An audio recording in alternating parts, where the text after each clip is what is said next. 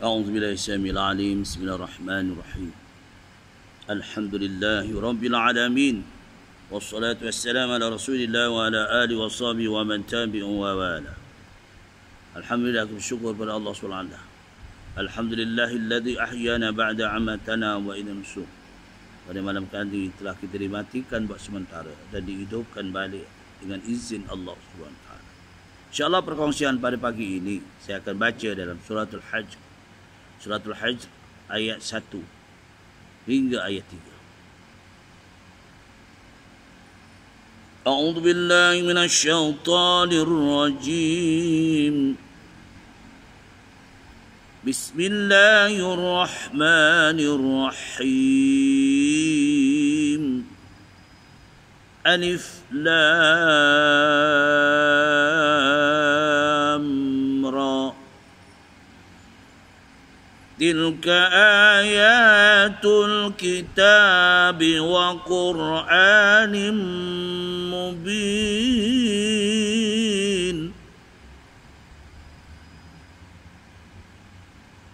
Dengan nama Allah yang Maha Pemurah lagi Maha Mengasihani. Alif Lam Ra. Ini ialah ayat-ayat kitab, yakni yang lengkap sempurna, dan Al-Quran yang memberi penjelasan. Rubama yawaddu alladhina kafaru law kanu muslimin. Ada masanya orang-orang yang kafir merasa ingin kalaulah mereka telah menjadi orang-orang Islam. Darhum ya'kulu wa yatamatta'u wa yul'ihimul amal fasawfa ya'lamun. Biarkanlah mereka makan dan bersenang-lenang dengan kemewahan dunia dan dilalaikan oleh angan-angan, yakni daripada bertaubat dan insaf. Kemudian mereka akan mengetahui kelak, yakni bencana perbuatan mereka itu. Tuan-tuan, alhamdulillah, kita bersyukur pada Allah SWT. Di pagi yang mulia ini, perkongsian kita dalam surah Hijr ayat 1 hingga ayat 3. Al-Quran diturunkan merupakan satu mukjizat yang istimewa kepada baginda Nabi kita Muhammad sallallahu alaihi wasallam. Sebab itulah Rasulullah menjelaskan pada saat wukuf yang terakhir sebelum baginda kering, iaitu ketika wukuf, baginda menyatakan dalam hadisnya, taraktu fikum amrayni ma tamassaktum bihima lan tadillu abada, kitabillah wa sunnati rasulillah. Para sahabat yang hadir pada hari ini wukuf bersama-samaku, ingatlah dua perkara yang kutinggalkan kepadamu. Barang siapa yang berpandu kepada dua perkara ini, pasti hidupnya tidak akan sesat buat selama-lamanya, yaitu Al-Quran, kitabillah, wa sunnati rasulillah, al-hadis. Kita sebagai umat baginda Rasulullah SAW, kita letakkan baginda Rasulullah SAW itu sebagai ikutan yang terbaik. Laqad ja'akum fi Rasulillahi uswatun hasanah. Sesungguhnya Allah telah mengurniakan kita seorang rasul yang mempunyai kehidupan, sifat yang mulia, dan sebagai ikutan yang terbaik. Inilah pada pagi ini, pada pagi Jumaat Sayyidul Ayyam, merupakan hari yang kedua, minggu yang kedua. Minggu pertama yang telah lalu kita tidak menunaikan solat berjamaah hari Jumaat, dan pada hari ini juga kerana larangan bagi kita untuk melaksanakan solat berjamaah yaumil Jumaah kerana memandangkan ujian Allah Subhanahu Wa Taala, iaitu wabak corona. Dengan itu, walau bagaimana, kita tetap melaksanakan ibadah berjamaah di rumah. Mungkin tuan-tuan merasa sudah daripada 18 hari bulan, hari ini sudah masuk 27 Mac. Selambungan kita, sebab itulah Rasulullah menjelaskan ada 3 keseronokan dalam kehidupan kita mesti kita sediakan bersama keluarga. Pertama, rumah yang luas, yang ada tempat untuk ibadah. Yang 2, kenderaan yang selesa. Yang ketiga, kemasyarakatan. Inilah yang kita perlu ada di hari ini.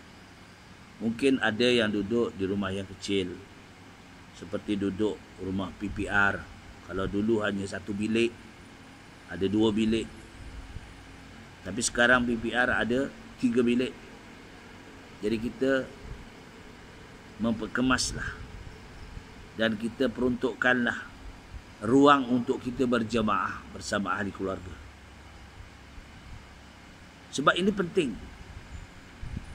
Aqimus shalah wa atuz zakah warka'u ma'ar raki'in. Dirikan sembahyang, keluarkan zakat. Rukuklah bersama orang yang rukuk. Hari ini biasanya kalau di masjid kita sembahyang sujud sajadah ramai, tak kurang ada 3 saf, 4 saf, 5 saf. Tapi hari ini yang bertugas sahaja untuk melepaskan fardu kifayah Imam Bilal. Tetapi tetap kita melaksanakan dengan membaca surah sajadah. Memohon kepada Allah Subhanahu Wa Taala, mudah-mudahan kehidupan kita lindungi keselamatan. Mudah-mudahan di Sayyidul Ayyam ini, menghulu segala hari, kita manfaatkan. Sebab itulah pentingnya kita hari ini untuk cuba dari upaya kita banyakkan membaca Al-Quran. Sebenarnya orang-orang yang bukan Islam, dia merasa begitu susah hari ini. Sebabnya tidak ada tempat untuk dia menghadapkan dirinya kepada yang benar. Kita bersyukur ada bacaan kita Al-Quran. Hari-hari kita membaca Al-Quran. Hari-hari kita melatih.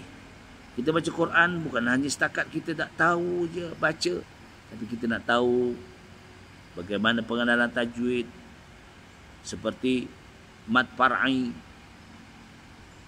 berapa di bawah naungan mad far'i itu. Ini waktu inilah kita nak kenalkan. Ya, bagi mereka yang sudah belajar, alhamdulillah, ilmu dah ada, belajar-belajar yang di sekolah, alhamdulillah. Tapi yang mereka, anak-anak ini tak pergi sekolah agama misalnya, bapa-bapa ulang balik. Kita baca Al-Quran, bagaimana tajwid kita, bagaimana makhrajal huruf kita, bagaimana kita nak kenal hukum-hukum yang 6 perkara, 6 hukum, 5 hukum Di dalam seperti nun mati atau tanwin bertemu dengan huruf-huruf izhar. Huruf izhar ada berapa? Huruf ikhfa ada berapa? Huruf idgham ma'al una ada berapa? Huruf idgham bila una ada berapa? Huruf iqlab ada berapa? Dan bagaimana kerjanya. Sebab itu at-tajwidu saubil Quran. Tajwid itu adalah pakaian Al-Quran. Jadi inilah dalam kita mengkaji sambil duduk, kita baca Quran, kita fahamkan. Cari buku-buku tajwid yang kita tak faham lagi, kita belajari. Sebab ini penting. Sangat penting. Kerana kehidupan kita sangat rugi kalau kita tak boleh membaca Al-Quran. Sangat rugi kalau kita tak mengenali akan tajwidul Quran. Sebab ini merupakan pakaian Al-Quran. Ma'arid li sukun, mad iwad, mad lin. Banyak lagi hukum-hukum dalam Al-Quran. Bagi mereka yang faham, alhamdulillah. Ulang kaji. Bagi yang mereka masih lagi gelap gelita, masih adalah kita kaji. Ambil buku tajwid, ya. Kita baca. Ada yang Jawi, ada yang Rumi. Jadi kita sama-sama mutalaah. Ya tak?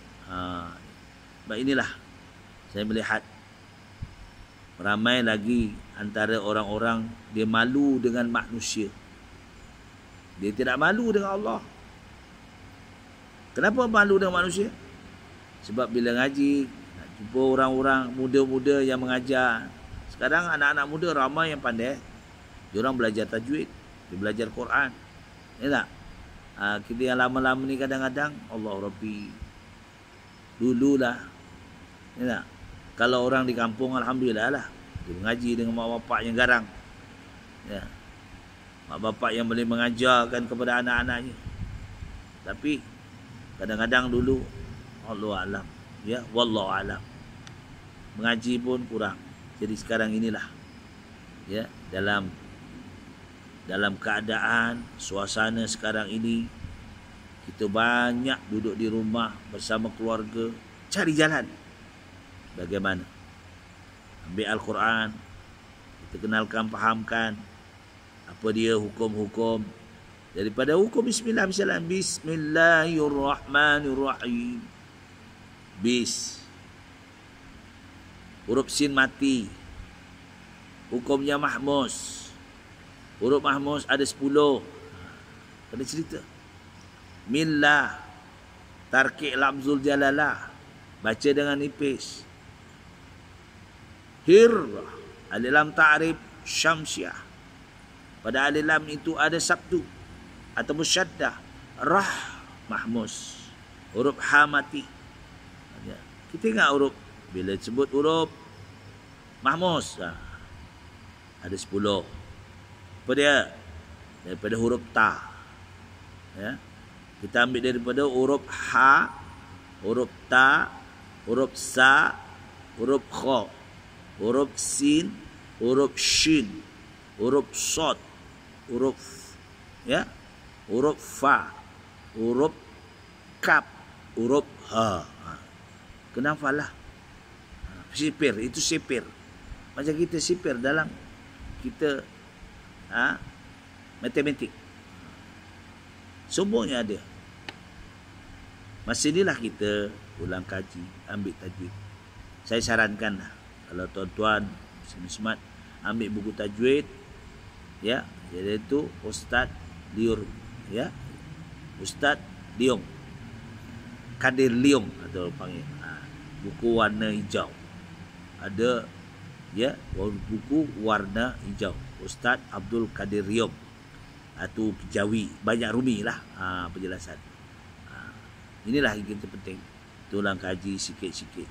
Mungkin masa inilah kita lapang masa. Diberi cuti duduk di rumah, ya tak?